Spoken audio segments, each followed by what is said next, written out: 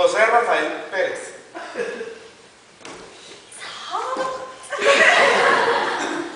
Jose listen, Pedro, where'd you graduate? Savannah. Right, we're going on tour for 9 months with this production, and we need someone who's easy to work with and gets along with others, you know? I understand. So why don't you tell me a little bit about yourself? Something that will interest me?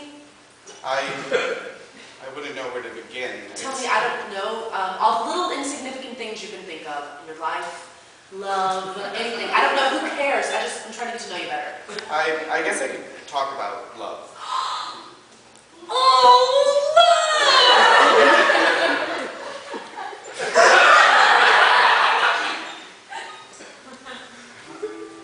I guess I found almost everything ever written about love to be true.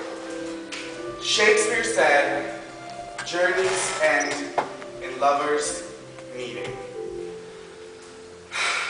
What an extraordinary thought. Well, I hadn't experienced anything remotely close to that, but I was more than willing to believe that Shakespeare had. I guess I think about love more than anyone else really should. I'm just astonished by its sheer power to alter and define our lives. It was Shakespeare who also said, love is blind. Now that is something I know to be true. And how do you feel about love? Please, take a seat. Feel. Feelings. They just pierced my childhood. This undeniable attraction to men. It was like a strange blooming in a field of perfect ignorance. I could not express them or do anything about them, about feelings. Even much later when I moved to Savannah, in which I lived and studied with 6 other male students, I did not express it. I don't know, it was a quiet student life. We were friends, that was all.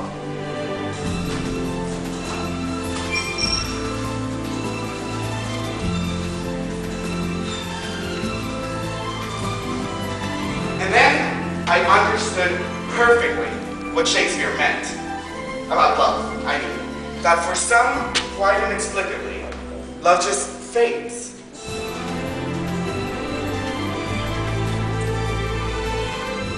And then, for others, love is simply lost.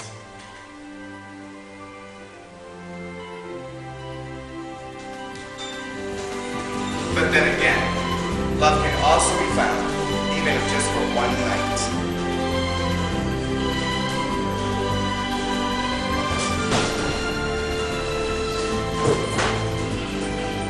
And then there's the other type of love. The cruelest kind. The one that almost kills its victims. It's called unrequited love. Of that, I am an expert. Because most love stories are about people who fall in love with each other. But what about the rest of us? What about our stories?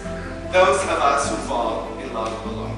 We're the victims of the one-sided affair. We're the cursed of the loved ones. We're the unloved ones. The walking wounded.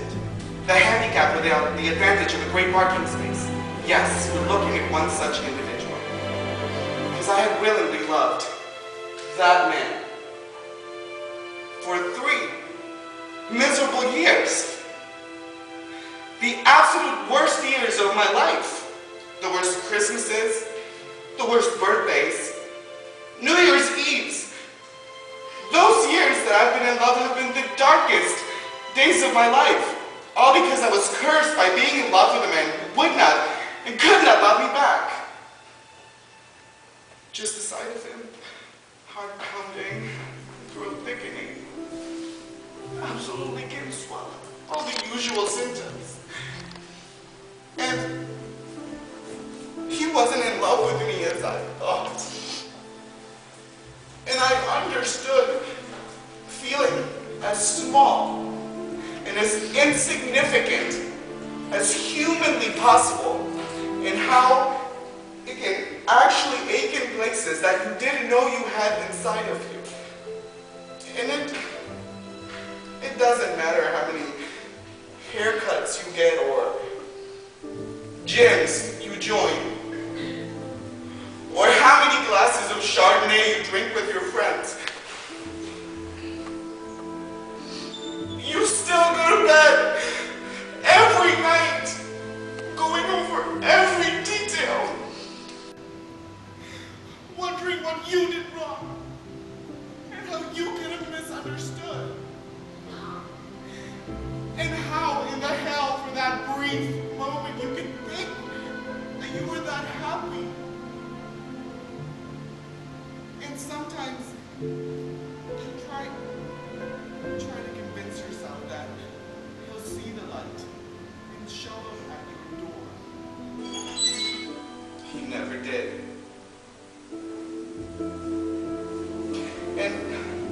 And after all of that, however long all that may be, you go someplace new and you meet new people who make it worthwhile again, and all that fuzzy stuff. All those years of your life that you've wasted will eventually begin to fade away. And that was right about the time where I moved to New York, and I lived in freedom. I went there to study to NYU, and that's where I met him, and I fell in love with him. Tony. So we graduated, and like most people do, we separated. Because all of us just misunderstand the deepest design of our lives. But we were wise to stay in contact. So after a year or so, we started living together. And it was right about the time where he started feeling ill. And it was just the flu, we were sure, but we were worried about AIDS.